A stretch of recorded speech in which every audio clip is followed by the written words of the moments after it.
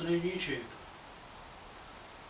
As you can see, guarding is now on the lathe. Backsplash, pulley cover, pulley change door, and I'm now fitting this, which is just a 750 by 780 square 3mm. Totally overkill, but it's going to fill that gap. I've got a cabinet to hang on it. I've lost a whole bunch of footage because I'm an idiot and somehow lost a memory card, but there we go. So all the guards being folded and all that, the back bit is just all gone.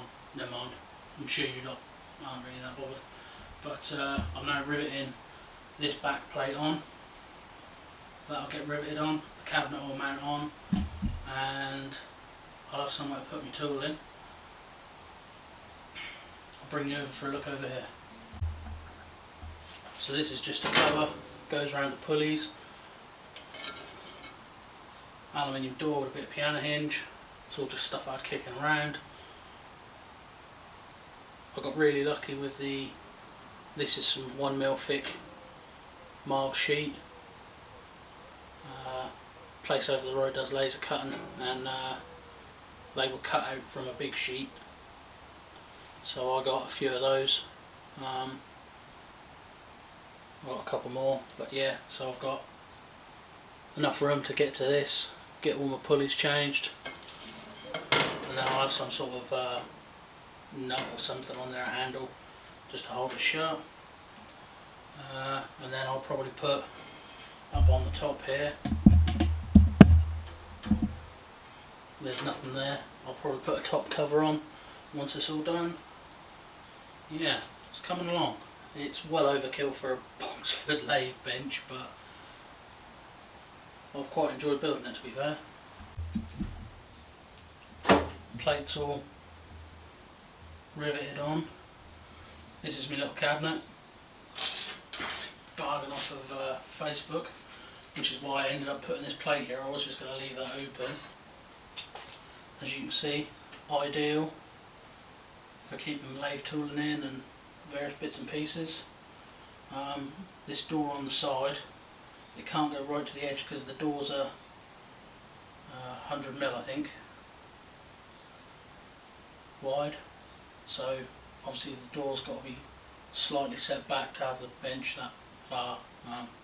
It is how it is, but it's going to be in the position just up, hanging on the top, so I'll have a bit of space at the bottom. Yeah, this thing is coming along.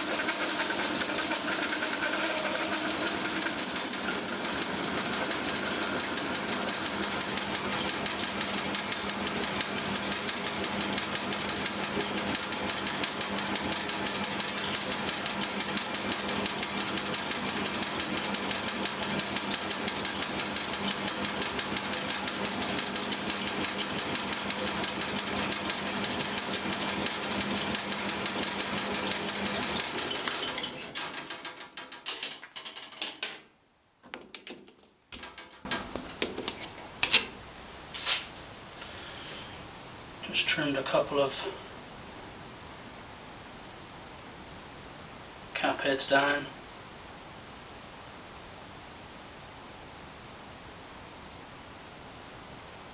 You can probably hear, I'll turn the audio down anyway, but the guards were rattling like mad on the lathe.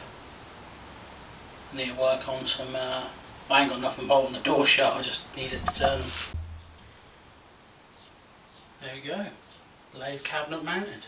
Bolted into the top brace. And then there's just one rivet through the bottom because there was a hole there. So it's just riveted to the plate. Nice and secure. As you can see, it's lockable. No reason for that. It's just it keeps the door shut. As you can see, me tool holders fit in there just right. I may swap the hinge on this side for a bit of piano hinge so the door can open right up, because at the minute that is where it goes to, and it would be handy if it came further. So that may be a future job, just drill the rivets holding it out and swap to a bit of piano hinge. I'm sure I've got a bit, I'll just paint it black when I paint the bench. So yeah.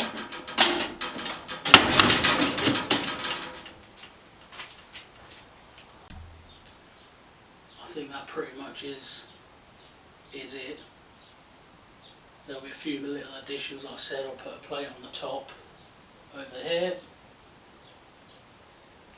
I'll put a plate over the top on here, and I should imagine I'll paint some of it. I don't know what colour or what I'll do with it, but I think I've got some silver. I'll paint all the backsplashes silver. So yeah, I've got feet to put on the bottom to level the bench, and then I've got a MT2 tool holder to go on as well. So I'll get that drilled. As you can see, it's just got 10 holes drilled out to take MT2 Morse taper, and I'm going to fit it along the top there on the underside, and it'll just fit in between the two bits, and that'll hold all my Morse taper chucks and tooling. I had that just laser cut, quite happy with that. Right, the rack for the Morse taper tooling is up. 5 chucks, tap and chuck. I've got 3 different tailstock die holders, but unfortunately all of them are MT3, which is no good to me on an MT2 lathe, so I'm either going to have to machine a brand new arbor or turn one down, or see what's available. There's a pre-made thing on the internet. I'll have a look at that later, but yeah, it's I'm quite happy with it. It's, as you can see, all well within reachable distance from the lathe. I'll probably put some tool holders along this here, and then along this side here, over there, I'll put I'll put the M3 to M12 tap holders over here, and then probably below that I may put some tailstock die holders, because I've got several that you just slide them on and off instead of having to change the die every time.